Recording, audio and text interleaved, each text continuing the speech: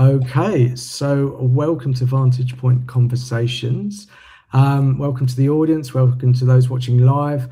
Happy to have anyone's comments if people want to put it on there. So my guest is a returning guest, and Sally Stockreisser. I've said it correctly again. Yes, Yeah, very good. good, Top point. good. So Sally, there's a few reasons that I wanted to have you back on the lives. One of them is actually a compliment that I had from another one of our guests, and she said that she watched our live, and she said, "Oh, you just seem to have such a rapport with Sally. It's like you've been friends forever." And Oh, I wanted to bring down that myth that we knew each other. I think we had one conversation before yeah. we actually did that live, and but I think our energies matched, our curiosities matched, and it was just so impactful to me. And you said so much during that live that has stuck with me. Um, a lot of my conversations do, but the whole area around emotions, and the one piece that stuck out for me, and I've actually used it in conversations, and I reference you. I don't say it's my own, but I Oh, you're explained that welcome. you. I explained that our brains are biased towards negativity, and so we have to work harder to get away from that. And that seems such a simple statement, but it's very interesting. And when you see it in that simplicity, you go, oh, okay. When you go, oh, it's a bit hard to be like that. Oh, there's a reason why it's harder to be maybe more positive or wake up and feel that you're great as opposed to get up and be grumpy. And as soon as I'm aware of something, I'm like, oh, okay. And I can create a small pause and go, okay, if something's going that way, go, oh, okay, that's maybe why that is. And it gives me a reason and a not justification, but just like an insight to what actually is going on. And I love that. There was so much in the what you said. And I think where we left the conversation was amazing. But like I just said to you before we actually click go live, on this journey of mine, in terms of my own journey, I I think I've chased a lot of things. I've chased for status or things, material things, physical things, titles. Not necessarily recently, but excuse me, over most of my life. More recently, I've done some internal work, and I realised that the things that I was chasing would never actually satisfy what I really wanted, and that work starts internally before externally, because I think externally is an endless route. There is no there's no end to that journey. But I think showing up and understanding yourself, understanding what's going on, are your emotions there, are you in understanding, in alignment, is something not missing or broken. I don't like those words because I think they not only give you a negative connotation. I think sometimes I've used things like that as an excuse to justify certain things, and I'd much prefer to be curious and understand and go, okay, what's not showing up, and then it's easier to sort of move past that sort of excuse for things. And and in these live conversations, everything seems to boil down to a lot of emotions, things that we're avoiding, things that we're chasing, situations in business, in life, in coaching, um, uh, struggles with mental health, things that companies overlook, things that people just don't even know. So it was a really, really big intro, and but I wanted to dig into more of that conversation. And I know we just talked a little bit of maybe about direction, but it was about you, your work, um, how you do things, how you see things, also your experiences, and especially the type of people that you work with, why they come to you, what the output of that is, and yeah, just more really to be curious and get more from you, and I can suck all that information out. So yeah, how about that? Yeah, amazing. Thank you, Colin. And I'm so pleased that, yeah, I think you're right. The connection you feel with somebody else when you have that same like insatiable desire to think about your thinking basically is just lovely. So yeah, such a privilege to be back here. Thank you. And my brain was going off in all different directions when you were talking. And one of the things I loved that you were referencing there was how you found that some of the concepts that we'd discussed were then becoming integral parts of the way that you were thinking in your day-to-day experience. And I suppose that's a lovely bridge to what I am so impassioned to do, which is essentially to provide emotional education and empowering impact to individuals, but very much from the place of making the sense of emotional empowerment that we're looking for to be able to have the best possible impact on our emotional experience, something tangible and accessible and something that is available to us all. And I'm fascinated about how we take information into transformation. And I was thinking, that's a beautiful example. For me, it's about when I first started exploring neuroscience, which felt very other, fascinating, but also very other. I thought, how do I actually make this me? How do I consume this information and then transform my experience? And I think, the way you described there, taking that realization about the bias towards the negative is one thing, but then looking at applying that in your daily experience in terms of what that looks like in real terms for you is where that excitement of change and empowerment actually starts to become real, isn't it? And so I suppose for me, I'm really passionate about, in a world of information, which is wonderful, we've got more information than ever before that we can educate ourselves with. How do we take that information and apply that to our experience to give us, in my case, the ability to provide people with the best advantageous impact on their emotional experience. And so, yes, I'd summarize that as what I do. So I'm an emotional empowerment coach, and what I do is I support individuals to be able to embed the skills for emotional empowerment. And in that sense, just as you did there, taking a critical concept from neuroscience and thinking, how do I apply that to me? How do I move my brain forward to where I want it to be so that it can perform for me in a more emotionally advantageous way? And critically, the reason I am so passionate about what I do is because I am somebody who was having an everyday emotional experience. I simply happened to be highly curious, very interested in educational potential, and believing that our brains are capable of amazing development.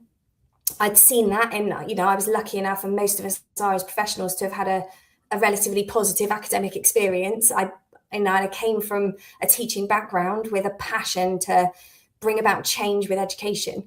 And so I was an everyday person having the automatic brain experience, which involved a lot of challenging emotion, and thinking, if I can apply what I'm learning about the way we experience emotions and what our brain actually does when it's doing that, how can I use that? And how can I provide that opportunity to other people for wonderful social impact, really? Because, as you've said, we are emotional beings, and really, I often say to my clients, if something feels really important, ask yourself, what emotions am I imagining I will experience in relation to that? Or what emotions am I experiencing now that are making that highly relevant? And I kind of feel like emotions for us are what give our experience meaning. And I think usually when we distill down the things that matter most to us, it's almost entirely likely that will be because of either how we are feeling in association with that circumstance, or how we imagine to feel. I thought it was really interesting because I had the same experience of chasing circumstances. You were saying you'd kind of chase that career, and I think it's fascinating how we're in a time where we're talking about emotional experience more than ever before, which is obviously a really empowering place to start. But I feel like we've got a bit of catching up to do and reassessing to do, because similarly to you, I was doing exactly the same. I'd absorbed this kind of socialized idea that this emotional norm that if only I could bring about certain circumstances for myself, then I'd get the emotional good life in return. And, if I could just have career success, then I would experience the emotion of feeling successful. If I could just have enough thriving friendships, then I would feel worthy. If I could just have the house, then I might feel successful or confident. And actually, what kickstarted my whole new curiosity for what was actually happening emotionally as a human and how to best navigate that and impact that was because I took a career break because my husband was traveling internationally with work. And I had the privilege of being able to choose to do that at that point, to be available to our two young girls. But I was fascinated because I thought, I've got all of these circumstances, tick, tick, tick. I've got financial security, that's huge. I've got a loving partner, that's amazing. I've got two healthy children, that's an unbelievable privilege. I'm making conscious choices about who I am and how I want to live my life, yet my brain is absolutely not on board emotionally at all. And similarly to you, I suppose you were describing that kind of disempowering realization that there's got to be another way. Yeah. So as you were speaking, I was thinking, do you think we get confused about what we should be feeling? So we did talk again just before the live. We crammed a lot into a few minutes before, but we have this. I don't know, almost expectation, and I don't know if that's culturally through society and how through our education or through how we were raised, that we should be thinking a certain way. This should give me this, and so we're chasing it. And when we get it, we don't feel the thing that we, from a society perspective, align with, and then we go, "Oh, that's wrong." Is that how it works, or does it not start in that way? Yeah, I would bridge to that completely. The way I would describe it is that we've absorbed and internalized this idea that often it's our circumstances that are the way that we access emotions we're looking for. That's really understandable. It's not a lack of intelligence or anything else, because circumstances are relevant. And the way our brain processes circumstances is how it produces emotion for us. So, circumstances have a relevance. Our brain processes them and gives us an emotion in response so instantaneously. Of course, it feels like the circumstance is significant. And circumstances can make it more or less likely that we'll feel a certain way. If I screamed in your face, Colin, it's probably more likely that you'd feel a bit intimidated, for example. So, they have a relevance. But critically, because it's our brain that is interpreting that circumstance that generates the emotion, that's where the opportunity for empowerment comes. Because, like you say, where we have not had the opportunity to reassess that reality, we're often chasing a circumstance in the hope that we will get a feeling in return, often not even consciously.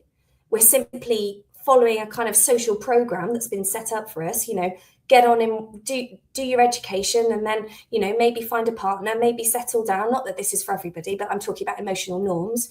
Maybe start a family. And then, there's always kind of the next circumstance where people are thinking, oh, if only I have that, then maybe I'll be able to access the feelings I'm looking for. And then, like you say, that circumstance happens. Perhaps you even experience a moment of the emotion you were looking for because your brain is processing that in a way that's emotionally helpful, but obviously it evaporates because it's not the circumstance itself producing the emotion. And I think that's why empowerment for me is the critical word, because it's about the way in which these concepts give us opportunity to make our emotions work for us, as opposed to feeling that they are happening to us and out of our influence.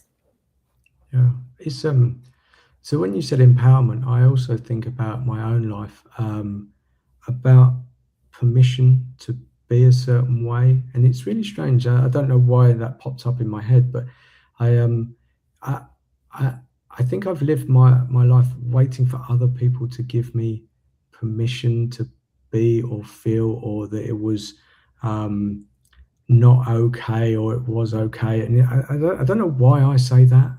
And I don't know what that empowerment, I think it's connected in my brain, the empowerment to actually be who you are, understand yourself, internalize it, and you can give those things to yourself and understand them, and not wait for anyone else to do it. And I don't know, this isn't a therapy session, but I don't know. I think I've just followed the way that my parents wanted me to be, like a good boy and do this, and if that didn't align with school teachers or whatever, you were told, no, this is the corrective behavior. So not only were you told what you were doing wrong, you had to then go and do something else. So I think along the way, I gave up part of myself and trusting in myself. And I talk about intuition a lot now, because I think it's something that's rooted in all of us. I especially see it with my children. I've talked about it on a couple of lives recently.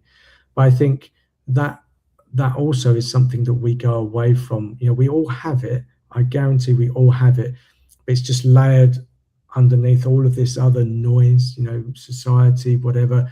We get busy, we avoid, etc. And I think those sort of things, and it's those feelings, that intuition, that awareness of something that's going on, and we're just not as in touch with it as we could be rather than should be. Yeah, love that. Yeah. We were talking before we went live, weren't we, about moving from should to could.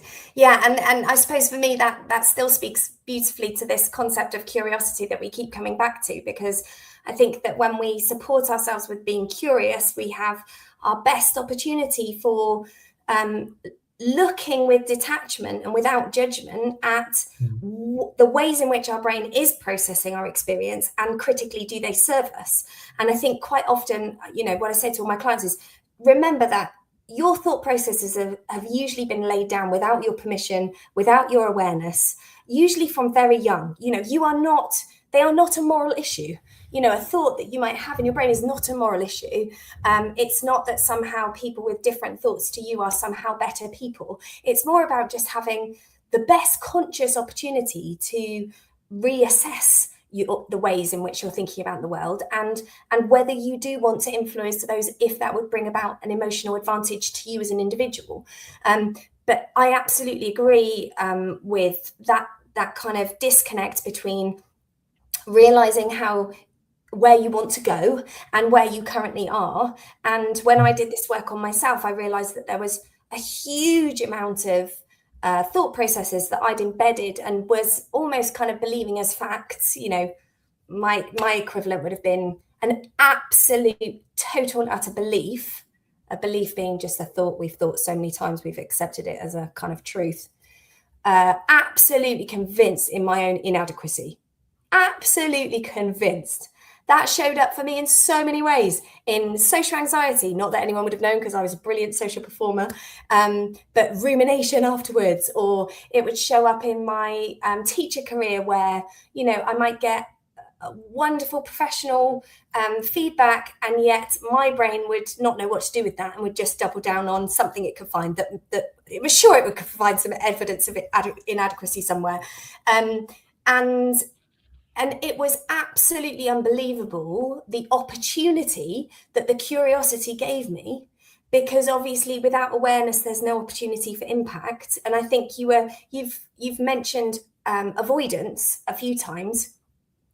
And I think sometimes we think of emotional avoidance almost as being kind of a very disciplined and challenging avoidance that is somewhat... I want to kind of say requires a certain strength, I suppose. But what I'm saying is, what I would offer is that avoidance can take many forms. So, for example, for me, I was the classic, I've got a positive thought for that. I was amazing at emotional avoidance. My friends used to joke that I should set up this app where they should text me their challenging circumstance, and I'd be like, here's all the reasons why you don't need to worry. For me, that was emotional avoidance. It was just, how do I layer on a load of positivity? Because I've heard somewhere that positive thinking is helpful. So how do I just layer a load of that on? And again, not from a place of self-criticism now, anybody listening to this realizing that they are not engaging with their emotional experience, that is absolutely no indication of any lacking of intelligence or capability on their part whatsoever. For me, I think it's just that we haven't been given the tools and the skills and the concepts that would allow us to know how to engage in a way that supports us. And people are just trying to get through the day as best they can with really busy brains and really busy lives. Avoidance gives some opportunity for kind of an ability to feel like you can emotionally contain the day and get through. It's just, what I would offer is that it's a bit like wearing ear defenders. When if you see people making holes in the roads or whatever, they've got their ear defenders on. It can feel emotionally helpful in a moment to maybe avoid how you're feeling, but I would offer that it mutes every possibility, because with no engagement there's no opportunity for impact. But critically, to go full circle to how we were talking at the beginning about natural negative bias, unless we intervene proactively to encourage and train our brain to support us emotionally, there's a whole spectrum of wonderful emotion out there that our brain is capable of delivering, which is now my privilege to enjoy because I've done that intervention, and the privilege of me giving to my clients, where our brain is very unlikely to naturally go to processing our world in a way that produces the emotions we're actually looking for in our, hypothetical good life, without that intervention. So what I would offer is that avoidance is natural, it's understandable. It's not for anybody else to say how someone should or shouldn't be navigating their emotional experience. It's just about informed decision-making about what serves us best, I think. Yeah. I want to just slightly, so there's this little teasing question I have in the back of my brain, and I think, and it kind of takes us off a little bit on a separate subject. But I wondered, how do your clients find you? I'm not saying the method, but what is it that, maybe there's not just one thing. It's something. So I had this statement in my head, and I don't know why I say it. It's like, do clients, and again, we talked before, but I don't know if it's more men than women. Happy to have all of your input on that. But do people come and say, I'm lost, or what is it? What's the trigger for people to come and find you? Is it a certain thing or a certain way of not feeling? Is it like a feeling of lost or something? That's what's sort of saying in my head. So how and not how, but necessarily, but what's the trigger? What's the event? What do people come as their almost opening statement about themselves when they come and find you? It's usually obviously it's always utterly specific, but at the root of what they're usually saying, my life feels so much more emotionally challenging day to day than I thought it would, or that I want it to feel. And I would love to lose the weight of that, or the drain of that, or I can see how it's holding me back. And I'm actually really curious and motivated to experience the emotions that I've always been looking for. Finally, I would like to finally feel confident. I would like to finally feel secure. I would like to finally feel accepting and calm and peaceful. And obviously I can't speak for all my clients because we very much look at where they want to go and I facilitate that. But it's usually a combination of the two. There's some challenging emotions that they're navigating because that's our brain's default design.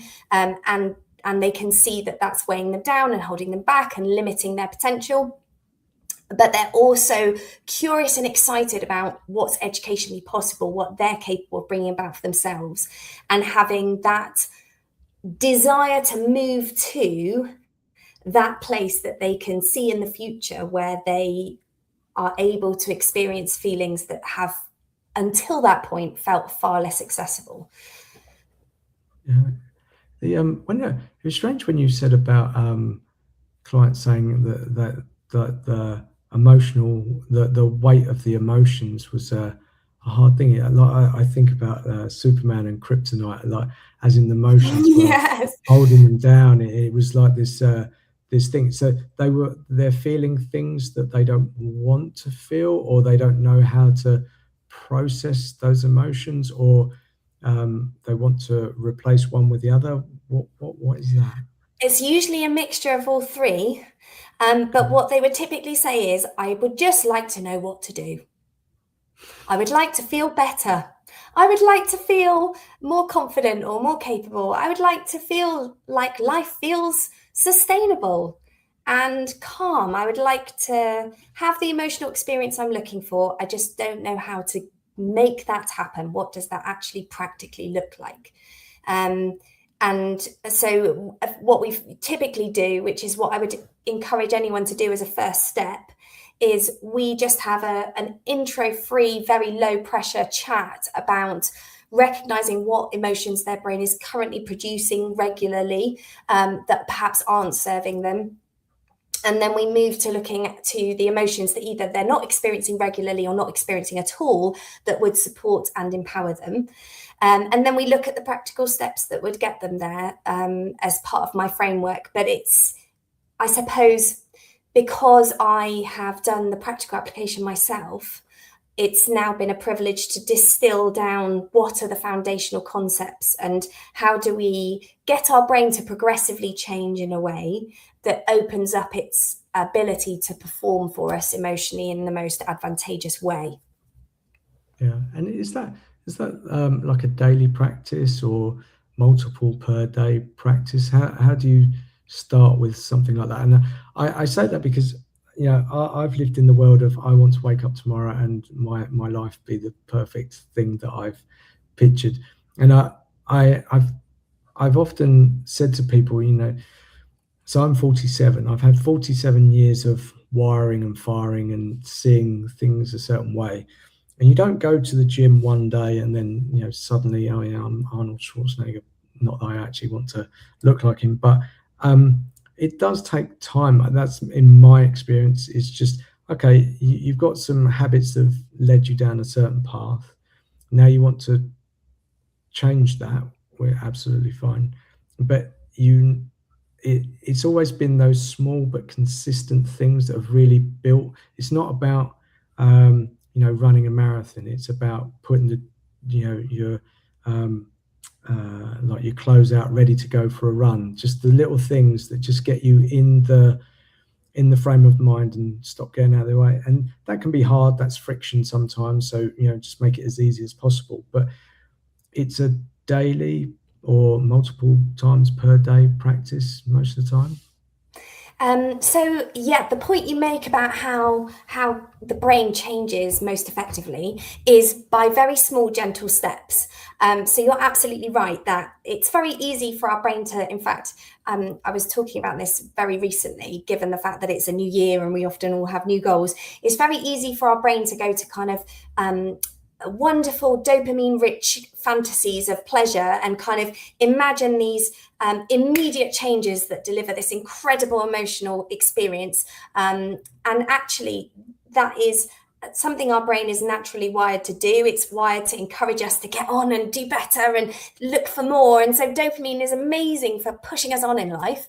But actually, what can happen is that we fall down because our brain behavior doesn't actually advance that quickly for us to experience such emotional change so quickly. Actually, our brain best adapts to producing our emotions in a different way with small, gentle steps. And it's absolutely amazing what is achievable within a very small amount of time when you work with your brain. But it's very much learning how to, like the vast majority of the work that I do with my clients is about thought intervention, how to intervene with your thought processes, conscious and subconscious, that are so critical to your emotional experience. How do you do that in a way that works with your brain, that is effective, that's sustainable? And so when you say, how do you go about doing that? Is it a daily practice? What I would say is when you're intervening and changing the way that your brain is processing emotion in the general sense initially, Then we have an hour session talking through those concepts, and then 5 minutes a day of embedding that kind of practice and rehearsal. But what is absolutely wonderful about the human brain is that once you've taught neurons to fire together in a certain way, and they've wired themselves together, your brain then naturally defaults to using that and will want to reinforce the pathway that you've already got. It likes to double down on what we already think.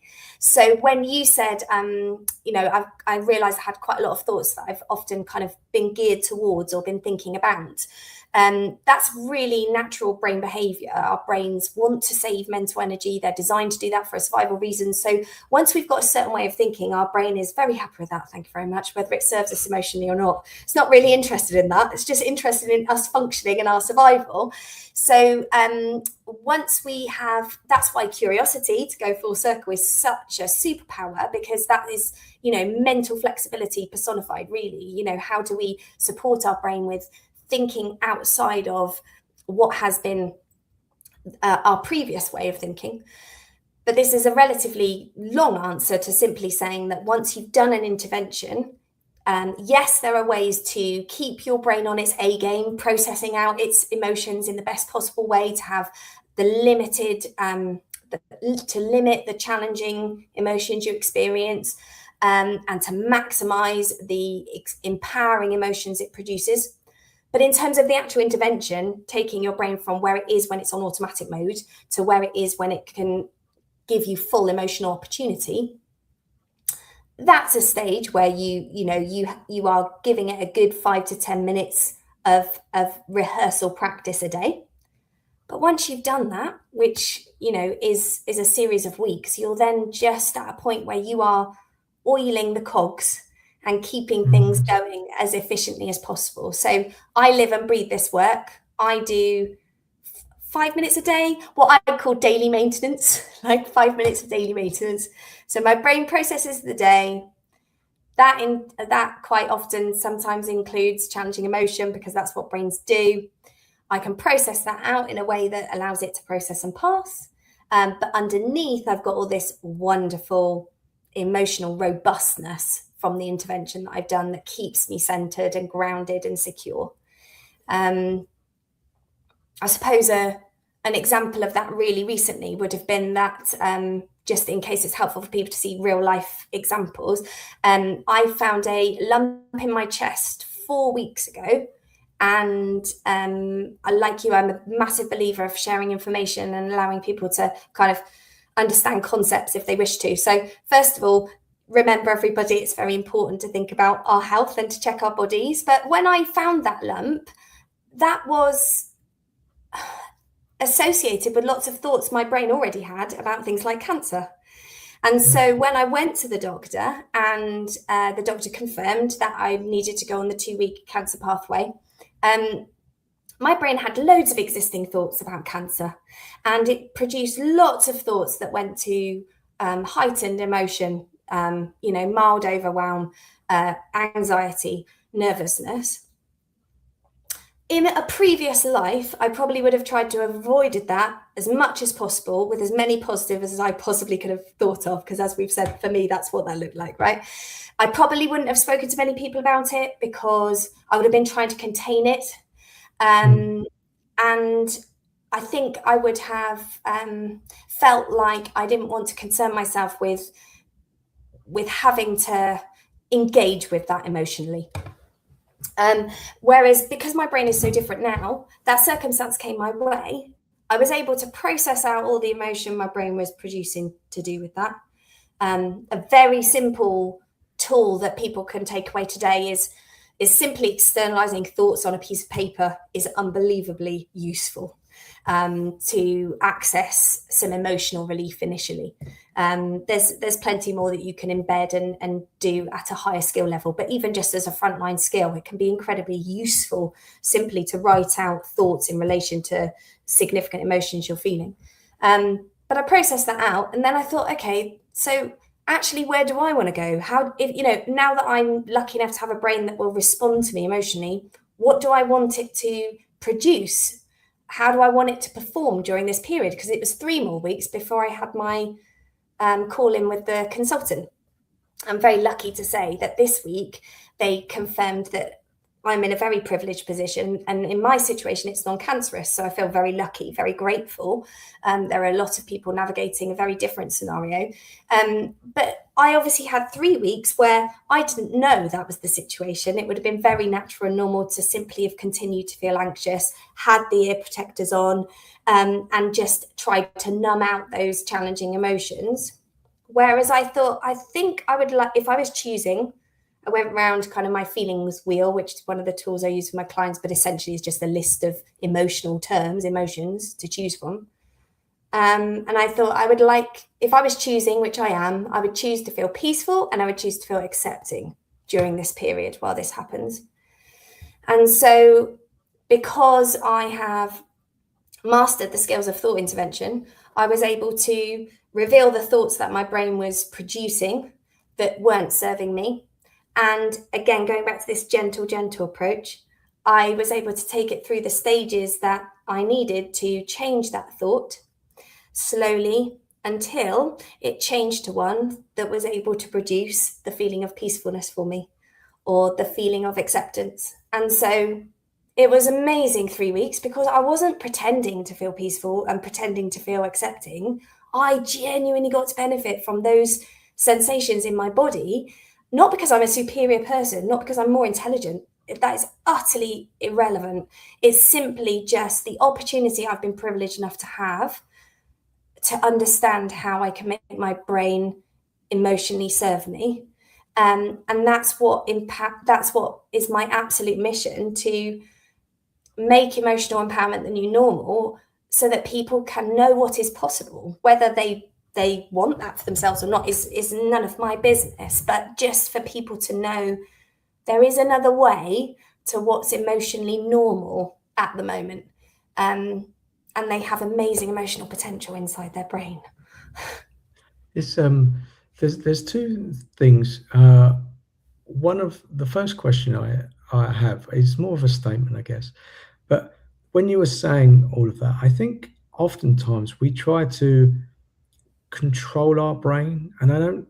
So you're obviously best to explain if this is possible. Well, sometimes our brains just go crazy; they just go nuts, and you go, and then I'm just thinking sometimes it's like wrestling a bull in my head. It's just like whoa, whoa, whoa, whoa, like it's just going crazy, crazy, crazy, and sometimes that conflict, that wrestling in itself becomes something else, and it's just I I felt that if I just let it not go crazy out of control, but just let it, it's like the ball's scared and it's just going okay, and just okay, just let it run out for a few minutes and just not tire itself out, but just go okay, and then you can kind of approach the ball and say okay, you know what's going on, and then like you said, do small steps. Is that an accurate way, or have I misunderstood how we can do that? No, I think that's a really interesting analogy. Actually, I'm with Mhm. you with the bull there. I think we've all been there for sure. And there's a difference, isn't there, between the way in which we're experiencing something emotionally and the thoughts that are coming into our consciousness in relation to that, and then there's what we objectively think. So it's almost, correct me if I'm wrong, because I'm very comfortable being wrong, but it's almost like you're kind of describing the thoughts that your brain was producing automatically, and then it was almost like you had some external perspective that was seeing that Yeah. maybe that was, I don't know, for you, perhaps a little disproportionate, or perhaps a little more intense than you might choose it to be. Something that often an external person might say. Yes. Yeah. Exactly. Yeah, Yeah. and that's because we have thought processes that our brain is automatically using and producing very quickly. And then we have the prefrontal cortex, which is the bit that allows us to self-regulate and allows us to think about things with more perspective and proportion. When you're in Okay. intense emotion, which will usually be directly associated with a period of very intense thinking, that part of the brain is kind of missing in action. It's very, very much less easy to access. Okay. So one of the best things that you can do as a kind of immediate skill in that situation, which you've described beautifully with your analogy, would be if you're in intense emotion and you can see that your brain is firing off in lots of ways that aren't serving you, that feel intimidating or intense, one of the best things you can do is support yourself in calming down and processing that emotion, because it will allow your prefrontal, the bit that I would call is the Colin bit, that helps you self-regulate and rationalize, is able to be used by you again. Then it comes back online because it's not shut off with intensity. And one of the most effective, I think we might have even talked about this, Colin, when we last chatted. Did we talk about deep abdominal breathing? I Can't think so. remember. Yeah. I think we Yeah, did. I'm quite into breath work anyway, so yeah, probably Right. it's quite likely. Yeah. Yeah, and I think we touched on the fact that's an amazing frontline skill for moments of intensity where we want emotions to process and pass. And because our brain naturally associates deep abdominal breathing with relaxation and safety, we can use that in our benefit. So when we are experiencing a moment of intense emotion, to use your analogy, if it feels like the ball's running all over the place and we've got limited opportunity for influence, actually finding that outlet to bring ourselves down and calm us, whether that's deep abdominal breathing, whether that's removing ourselves from the situation, even though we've said it's not the direct circumstance generating your emotion, but taking yourself out of that situation can be emotionally helpful, in terms of how your brain reacts to that. Seeking a moment outside.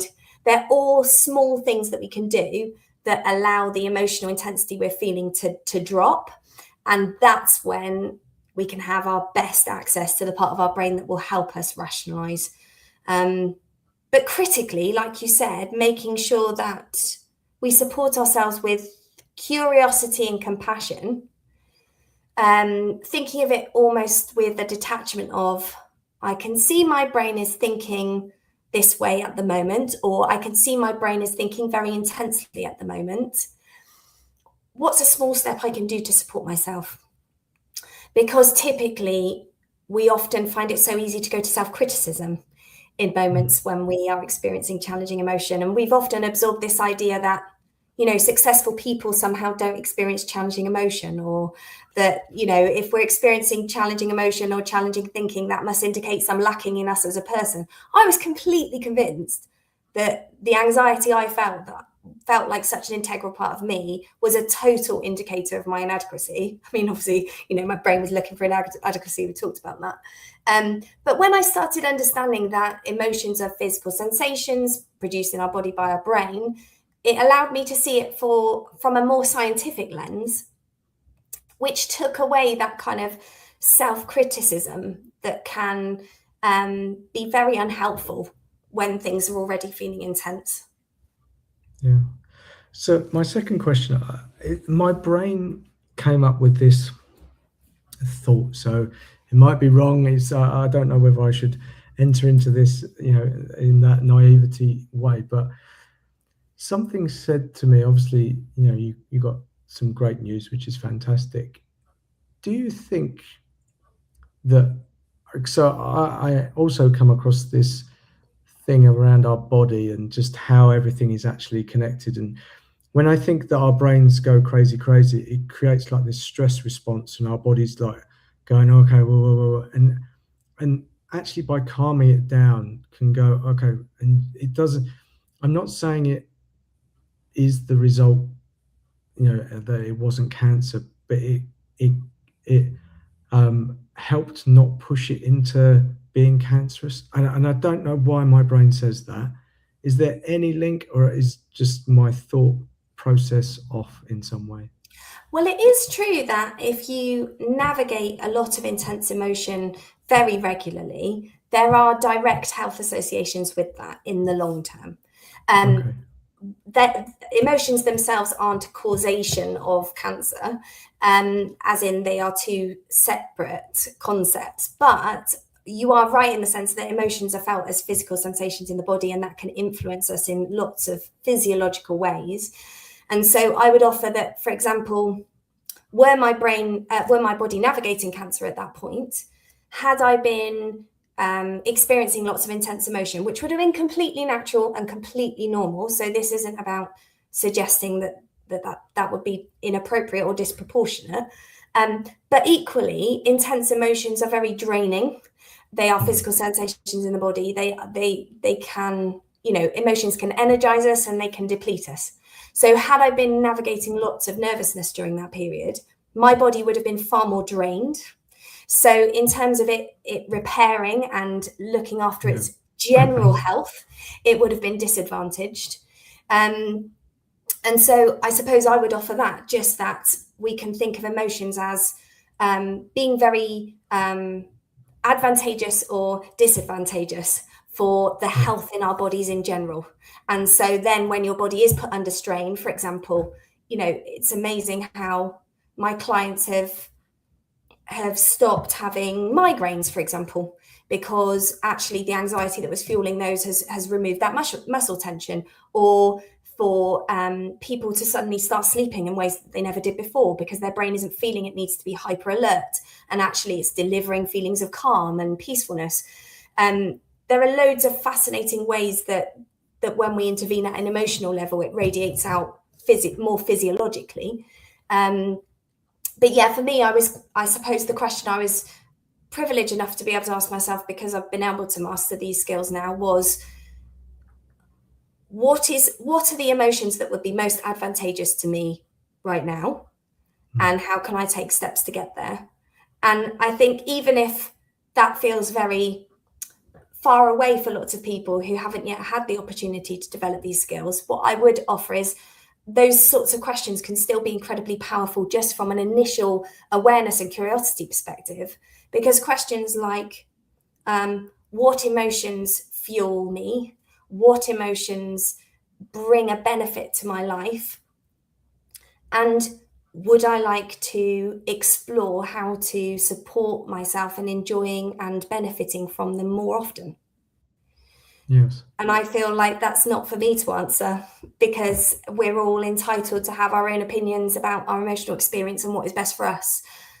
But it's more about asking those questions in the first place, I think, so that we've got some curious insight and opportunity. Yeah, I think that whole curiosity thing is, I think it's one of those things that almost runs through these conversations that I like to have. And I've said this recently. I don't like to give advice anymore. Not that I don't think I was doing it on any of these episodes, but I think my job here is about being curious enough to ask questions. And if there's someone that's listening to this or watching on the replay or whatever, and they come across that and they might want to try that for themselves. There's no, you have to do this. There is no one way. And I think a lot of people have signed up for outsourcing and sort of they're a bit lost and sort of saying, okay, well, I've got to try it this way. And then they get frustrated. And it's more about saying, look, there's all these tools, tips, tricks, not to necessarily avoid things, but it's to understand, see what's going on, and things that could maybe help you in whatever that you're dealing with. And you talked a moment ago about writing down that initial thing, just writing down and getting something out. There's I'm going to have a live with a lady who's actually created her own journaling, and that's amazing. So there's a lot that overlaps in these ways, and people that struggle to write, they're not happy to do it, they can't find the time, or it just doesn't align with them. There's other things that they can try, but I think bringing the awareness that you don't have to struggle in silence. There are ways to try things. And I've often in my own life recently said about experimenting, and it's not, I think before I used to put a lot of faith in one way is the way for me. And then when it didn't work and it was either a pass or a fail, and that felt strange. But now it's about experimenting and seeing who I am. And, oftentimes when you see like gurus trying to sell you on, I can just talk about, being successful and building like a multi-million or billion-dollar company. And then they'll say, it's easy, just do this. I've signed up for it, don't get me wrong, no judgment, that's me. But I realize it's about understanding who you are, how you show up, what you actually want. And none of those people are designed, they're going forward, they're going full steam ahead, and they think it's useful to show you the way that works for them. But I think in all of these things, it comes down to taking time, non-judgmentally looking and just sort of being curious about who you are, your situations, etc. Trying to get past any excuses you might be telling yourself. Again, hands up, that was me. And just exploring exploring these things, because I think just in the way that you explain things, just that story alone, I think oftentimes we don't know how to process it, and we're not taught, especially around emotions at school, upbringing, we're all almost told to ignore what our emotions are. So when it comes to that, we don't talk about it, or we feel maybe ashamed to talk about it. So the way that you expressed it, and actually taking us through the steps that you did, I think that's super helpful. And I hope people get a chance to listen to that and understand, there's another way. And I think talking about it openly allows other people to feel there's no shame in it. These are the things, these are the steps that can potentially work. And I think that's an amazing thing to start with: curiosity and non-judgment, and then see where you go from there.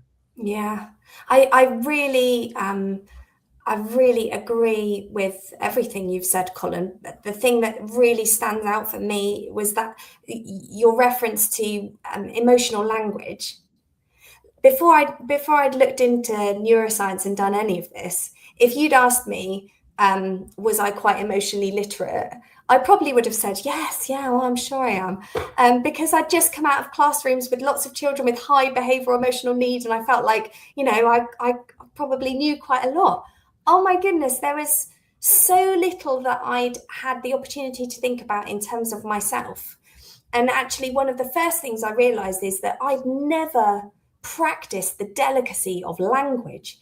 So my first step, and as you were saying, with the curiosity and the awareness, the first step, and I always say this to all my clients as well, is building up an insightful picture of your emotional now, but with insight and skill. Because I realized that I was almost the equivalent of going to the doctor and saying, I don't feel great, and then him or her saying, okay, so tell me more about that. And I just didn't have the words. It was almost like I couldn't describe it. And I didn't have many emotional terms in my head either, because again, we simply hadn't had this as part of our education. In fact, I've got this, in case we talked about this, I've brought these. So these are feelings flashcards, which I use for my girls. And they're great for when they're, in our family, we call it inner feeling. So if you're in a feeling and you just find it difficult to get the words out, I give them the cards, and they decide out which of the cards they're feeling, and they put them out. So it's a way of encouraging emotional communication and in education for them in terms of being able to work out how they might be feeling. But I was looking at these cards and I was thinking they're amazing because they've got a brilliant picture for them. So obviously sadness doesn't feel great, but they are useful pictures. Frightened is just a little mouse and a cat. And I was thinking, actually, as an adult, I don't think I'd got much further than that. I mean, I just don't think I'd had the opportunity to develop the language. And critically, yes, it's important to explain our emotional experience to other people sometimes, but I realized actually, if my brain is producing my entire emotional experience, I'm the person that needs the greatest insight emotionally into what my experience is now, because we are, as you said, beautiful individuals, all of us. We're all unique, and that's incredible and wonderful. And our emotional experience is unique as well. And I realized that before I even got to a place of thinking what next steps might look like for where I wanted to go, I first needed to understand with awareness and clarity what was it that was my emotional now. And there are some fantastic tools. Even if people listening to this just Google the late Gloria Wilcox, who was a psychologist in the 70s, she created a tool called the Feelings Wheel, which I think I referenced earlier. I've actually created my own personal one for my clients and the kind of typical emotions that they experience day to day. And anyone's welcome to reach out to me on LinkedIn if they'd like a copy. But even if they just Google the Emotional Feelings Wheel or any emotional resource that has the names of different emotions, that's not me trying to patronize anybody. It's literally just a fantastic way in to understanding your experience with greater clarity and perspective and insight, that actually is essentially the first step to deciding whether it's actually in your interest, or whether it's something you would like to pursue to change your experience once you can see what it is with real insight.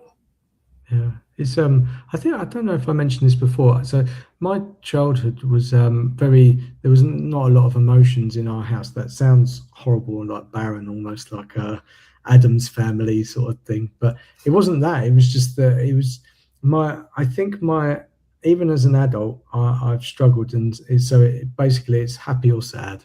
No, happy, sad, Yeah, or angry, and those yeah, yeah. only those three can exist. But so I've seen the wheel of emotions. You call it wheel of Hmm. emotion, and I so there's the inner circle and the outer circle, right? Is that Yeah, that's there are how? various versions of them, but yeah, they do typically have that. Yeah. But I saw this a few years ago, and it blew my mind, and I'm like, what? And they're not words that I hadn't heard of. I just they didn't enter into my world, and I was like, oh, and then the association between those, and it's like, oh, okay, and it's like I don't know, if you want to go to the gym and you want to lift heavy weights, you kind of need to go to the gym and lift small weights, and that small weights is understanding maybe terminology and stuff like that, and it's not. It can be actually very fun to look at those emotions and what they are, and just again, don't beat yourself up about it. Just look at it and go, oh, like from a fascination point of view, and you go, okay, linked to this type of emotion, there's like sub emotions, and you go, oh, okay, uh, and it's I love the way that you explained that. If you go to the doctors and you go and they say, well, how are you feeling? It's quite something if you just go, I'm feeling sad, and they go, oh, okay. And I'm not saying this is exactly what they would do, but they might go, oh, well, there's a pill for that, and you go, no, no, no, actually, it's a miscommunication. It's not sad. It's this other variant of something that looks like sad, and it's amazing. And as I'm talking, have you watched the Pixar movie Inside Out? Have you I seen was that? going to finish your sentence Oh then, and I man, thought that would be rude, but yeah, Inside Out for I sure. so for any adult, don't even worry if you've got kids or not. Go and watch this. And Couldn't there's a second agree one, which more. is honestly, it's just like, wow, I wish I'd have had that. Just because it's this playful side of it, and you can laugh at things, and it's just, Yeah. but also I think it's what's really nice about it for me is that I think I'd always thought of things like sadness as a thing that was a negative thing and I didn't want. And I Okay. would kind of do something. I go, oh, I'm feeling sad, so that's not good. Actually, you need all of these things together.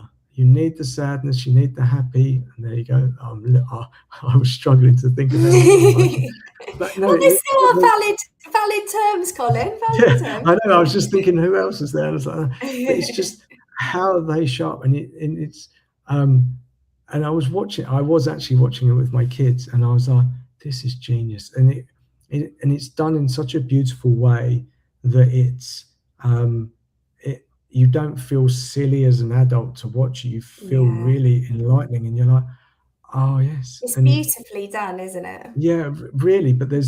it's.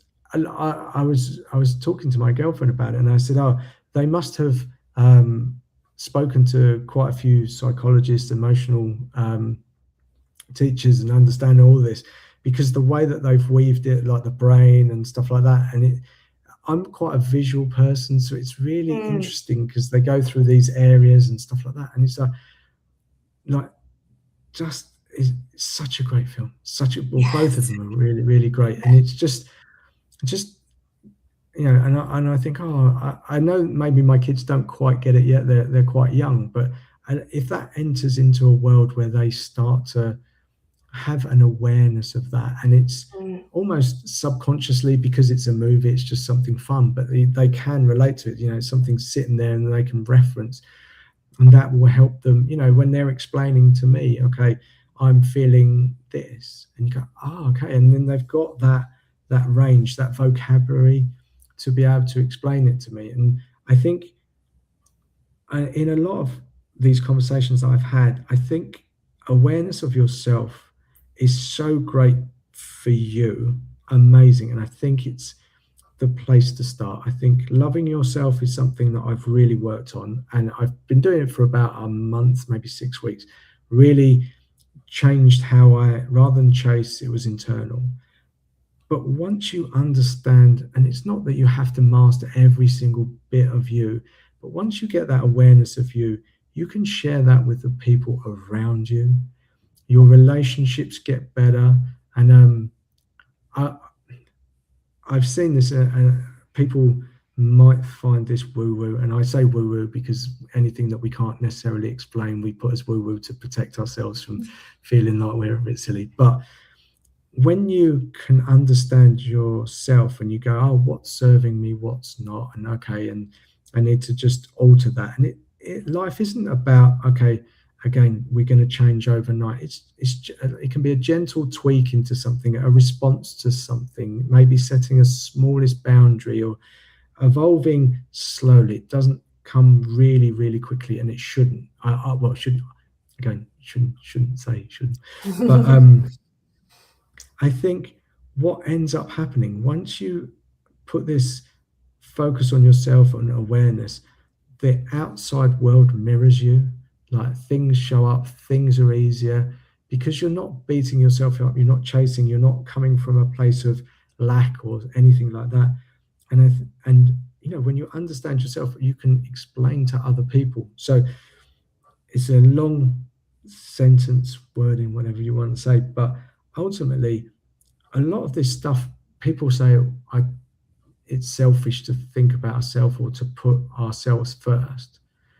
But I like to reframe that and say, no, because actually the effort or the time that you can put into understanding yourself will help so many other people in the similar but different way that you've done it. You've understood yourself and you've done the research. You've gone through it. And I'm sure, you know, you help all your clients, etc. But I'm sure your relationship with your husband and your kids is different. Oh, it's saved my marriage. It's transformed my experience as a parent, and I think that idea about it being selfish is really interesting, isn't it? Because I would offer that selfishness is almost the idea that we are taking away from somebody else as a result of something that we are doing. Whereas what I would offer is, when our emotional experience supports and empowers us, we have so much more emotional capacity for those around us. And so what I would offer is, it is a win all round. And for me, that's why emotional empowerment is just as much about social impact as it is about the individual. What I've found is, for me and my clients, as we've changed our experience, we've got more patience for other people, more tolerance, more adaptability, more love, more kindness, rather than less. And I think when we are emotionally topped up, we can be our best version of ourselves for other people. Amazing. And do you know what? I have so many other questions, but I want to just end it on that, because I don't think I could find a better place to end all of that. There feels like there's around 3 in there for me and all these questions. But for today, I think, you know, we covered so much, and I'm so grateful for you. And again, there's stuff that I didn't understand, and I'm really grateful for you showing up for me and explaining these things, and I love it. And if people get half of what I've got out of this, then they're going to have a rich day of understanding things, and maybe an idea to take things forward. So I always say, obviously, people watching this will want to reach out to you. Where should they find you? Your LinkedIn, where I found you? or website? Where's the Sure. So where's the I'm best place? only on LinkedIn in terms of social media. So yeah, people can find me on LinkedIn. If they'd like to just find out more about what I do, maybe access some free support, then I'm coachingillumination.com, and I provide free email support each week. So if people are interested in kind of dipping their toes in, they can start taking steps forward practically themselves. But yeah, that's how they can reach out. And I'm always here from a place of genuine support. So yeah, please reach out if people would like to. Amazing. So I repost this, and I'll put the links obviously in that, mention you as well, so it's easier for people to find you. It's not that difficult, but remove any friction. So yeah. But for today, thank you again for showing up. Thank you for opening up my mind, and yeah, I love it. I've gained a lot. So thank you very much, Sally. Oh, absolute privilege. I feel like we learn something from everyone, don't we? And it's just as much of a privilege for me to connect with you. So thank you so much. Lovely. Fantastic. Thanks, Sally. Take care. No worries. Bye.